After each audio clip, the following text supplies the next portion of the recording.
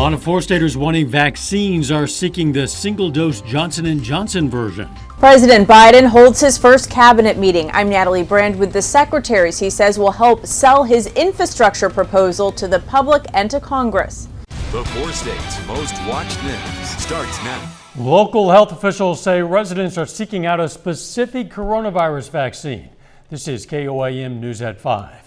Seems a lot of 4-staters want the Johnson & Johnson single-dose vaccine. It's part of the reason the Crawford County Health Department put on a walk-in vaccine clinic using only the J&J vaccine.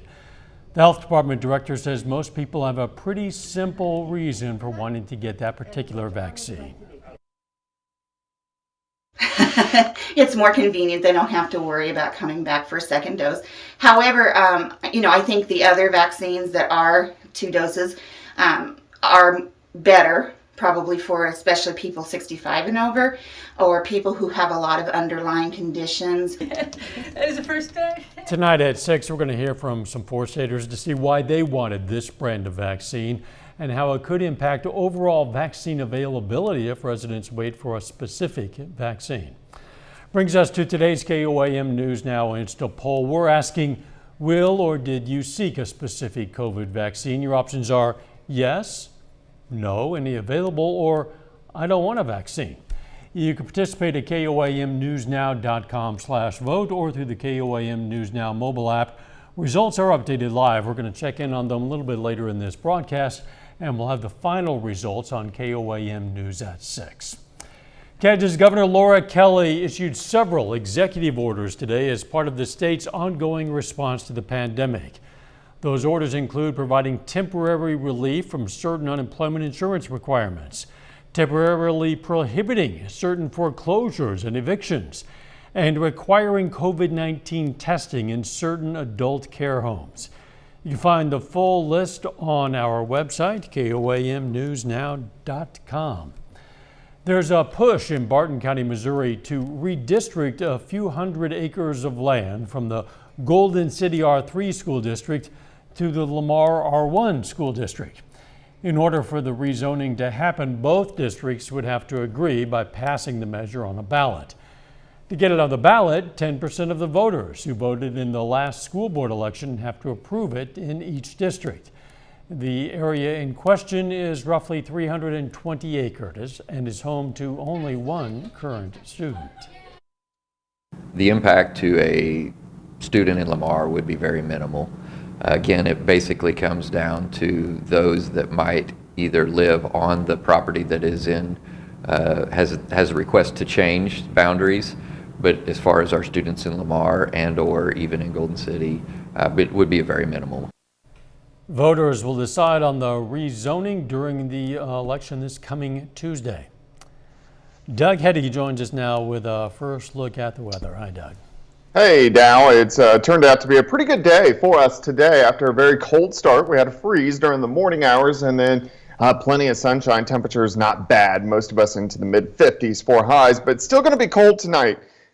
Not as cold as what we saw during the morning hours, but I do think our temperatures are going to get close enough to freezing that we are going to get a frost, and that's why we have a frost advisory in effect. But besides that, we're pretty quiet. The entire Central Plains, very calm right now. Really, a good chunk of the country is pretty calm.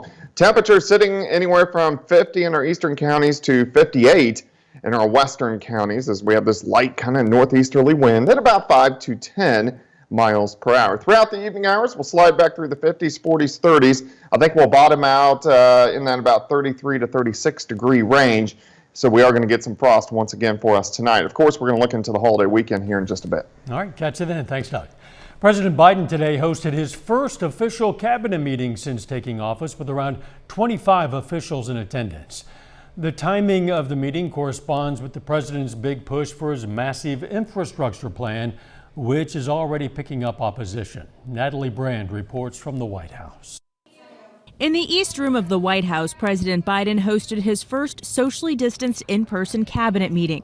We've got a lot of business to do. The focus remained on the president's newly unveiled $2 trillion infrastructure package, The administration says it will create millions of jobs by investing billions to upgrade the nation's transportation systems, electrical grid, and broadband access. Thursday, the president announced he's appointing 5 cabinet secretaries to help sell the proposal. These cabinet members will represent me in dealing with Congress, engage the public in selling the plan, and help work out the details as we refine it and move forward. But the president's plan to raise corporate taxes to pay for the massive proposal has received pushback from congressional Republicans and some business leaders. They argue tax increases would make the U.S. less competitive. We don't believe that the cost should be on the backs of the American people.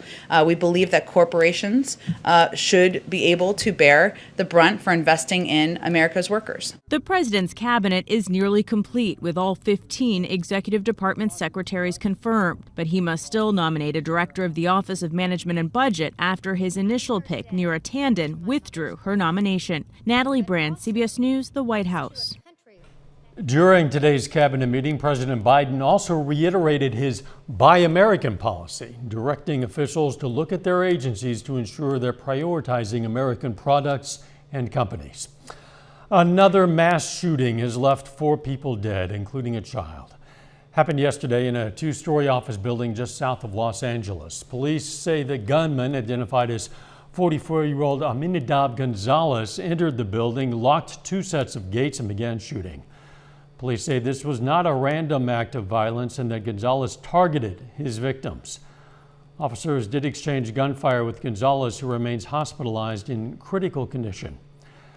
George Floyd's girlfriend testified in former police officer Derek Chauvin's criminal trial today that Floyd was a kind, caring, athletic man who struggled with drug addiction after receiving opioids for chronic pain. Courtney Ross says she met Floyd in 2017 when he worked as a Salvation Army security guard. She claims Floyd exercised every day and never complained of shortness of breath. Prosecutors say Chauvin used unnecessary force when he knelt on Floyd's neck for more than 9 minutes during last year's arrest. The defense claims Floyd died of drug use and pre-existing conditions.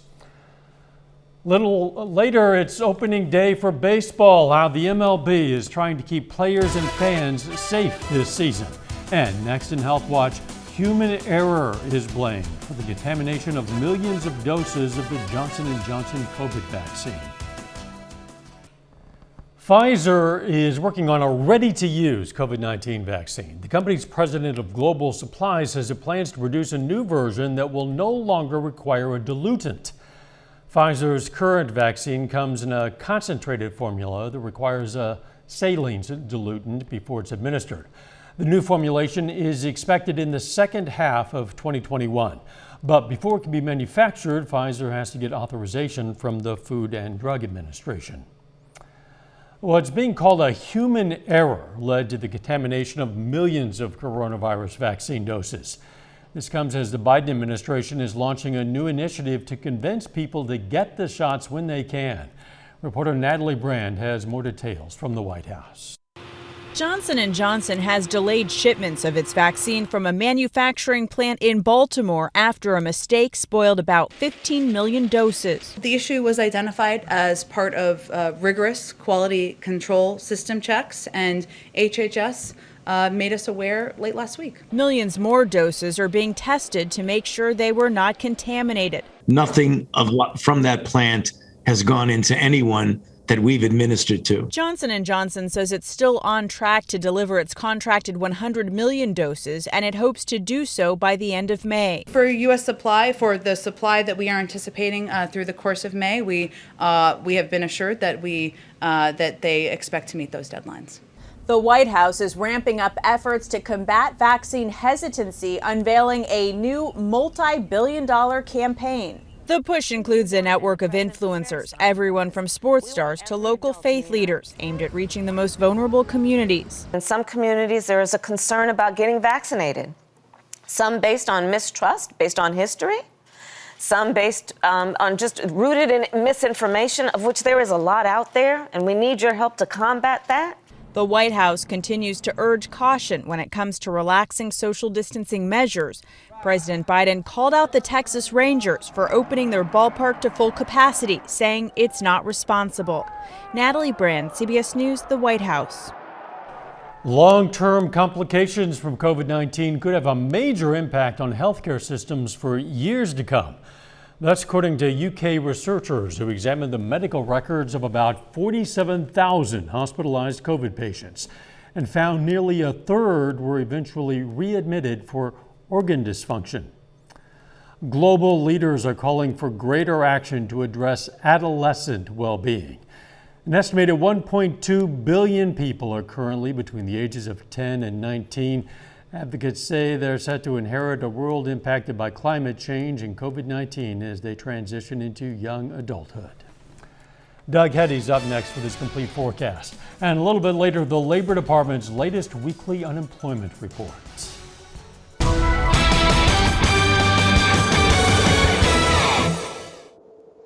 Well, at least we got the sunshine outside for us today, but still kind of chilly across the region after a cold start during the morning hours as most of us dropped into the upper 20s for overnight lows and then mid 50s for highs. But the allergy is still super high on a scale of 1 to 10. Today is a 10, tomorrow is a 10 again. This is mainly the tree allergies across the region. So if you are suffering from allergies, of course, you're going to have these issues over the next couple days.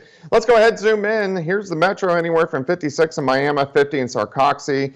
We have Pittsburgh sitting at 53 degrees, but as you travel a little farther toward the west, a little bit warmer, mid to upper 50s, 57 in Yates Center. Sedan is sitting at 58 degrees. And we have these light kind of northeasterly winds, which have been kicking in all day long, and these are going to stay fairly light for us throughout the evening hours, but eventually by tomorrow, we'll get a southerly wind back, and that's going to help our temperatures warm right back up. Looking outside from the station, currently we sit at 53 northerly winds at about 5 to 10. Humidity is bone dry, once again sitting at 26%. We'll drop back through the 50s, 40s, 30s, mid 30s for us tonight. That's above freezing, but still close enough that we are going to get some frost across the region, so that's why we have a frost advisory in effect across southwestern parts of Missouri, sliver Kansas, Oklahoma, and then also into northwestern parts of Arkansas. But nothing going on. No clouds, no rain, crystal clear, blue skies. The entire Central Plains look great. Really, all the way out through the West Coast looks pretty good. Then you hit our next storm systems, which are building out across the Gulf of Alaska, and those will start to affect us by the time we head into next week. But until then, we look pretty good. So our temperatures dropping back to near 40 by 1 or 2 o'clock in the morning, and then I think mid 30s for overnight lows tonight. But we're going to have clear skies, mostly sunny skies once again for us tomorrow. Look at our temps, pushing 70 out toward Yates Center, Pittsburgh about 66, Carthage about 65. We can drop south. Miami should make it up to about 67, 64 in Granby. So it looks pretty good, just kind of a cold start, mid 30s, but we're going to have clear skies throughout the day as we go into the mid 60s for highs. Let's go into the weekend. A few more clouds on Saturday, but I still think it's going to be a great day. High temp right around 66, 67 degrees. Heading into Easter Sunday, a few more clouds as well. There's a very slight chance we could get a random shower, but I really think most of Easter Sunday looks pretty good. We can go ahead and zoom in for you. We'll start the day around 46, but 65 by noon.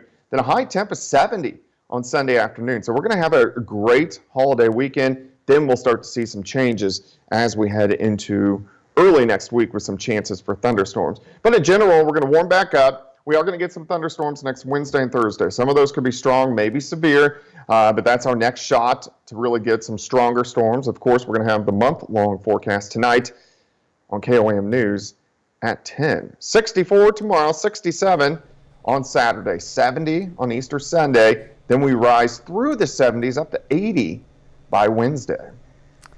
80 by Wednesday sounds really nice. Quite a bounce. Very spring-like across the region. Thanks, Doug. Coming up, a look at the safety changes for fans and players as the MLB season gets underway. First, though, we honor a local veteran. Thomas McMurray served in the U.S. Marine Corps in 1968 and 69. Pittsburgh native was stationed in Vietnam, and we salute Lance Corporal Thomas McMurray, a four-state hero. An uptick in Americans seeking unemployment benefits.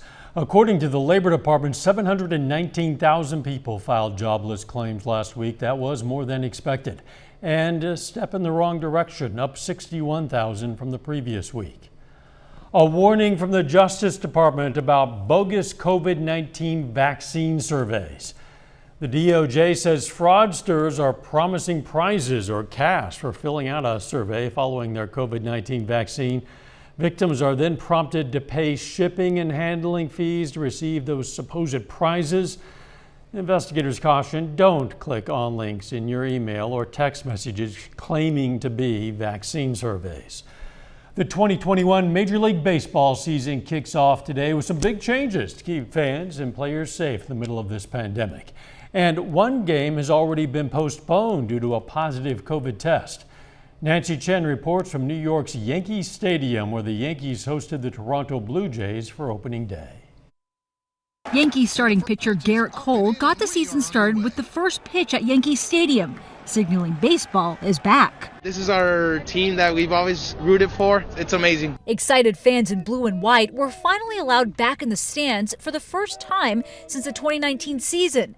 This time with proof of vaccination or a negative COVID test. It's a rite of spring for us, and we're just really excited. It feels like the world's going back to normal a little bit. Those who braved the cold and rain masked up to sit in pods, ready to see the Yanks and the Blue Jays play ball. We're a little excited. The rain is not even coming down right now. We're ready to go.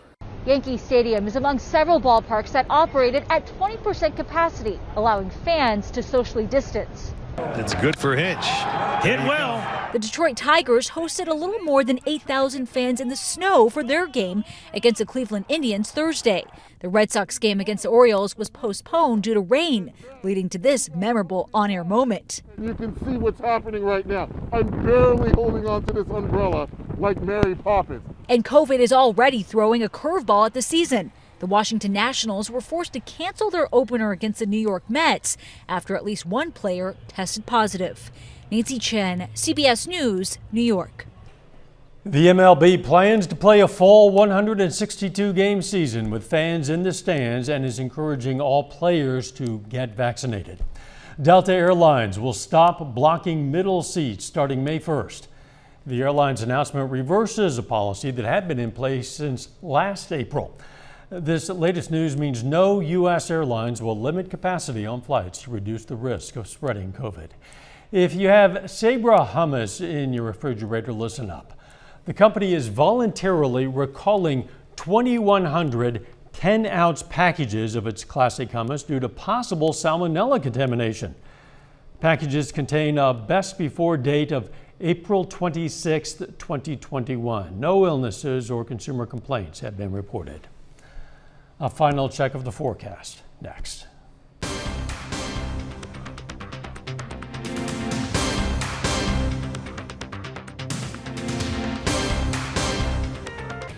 The CBS Evening News is next. Then on KOAM News at 6, we're going to hear from some area residents wanting to specifically get the Johnson & Johnson vaccine.